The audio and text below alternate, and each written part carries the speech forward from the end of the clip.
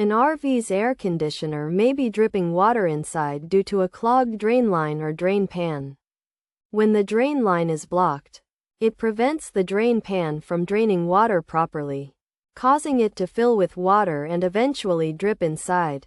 To resolve this issue, one should climb on top of the RV's air conditioner and locate the drain line to check for any blockages, such as dirt or debris.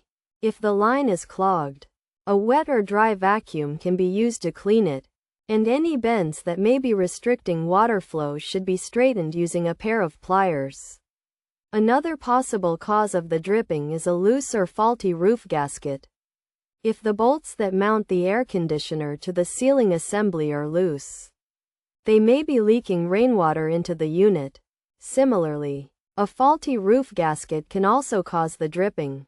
To fix this, the plastic cover of the ceiling assembly should be removed, and the bolts should be tightened to seal any gaps. If the roof gasket is the problem, it should be replaced with a new one.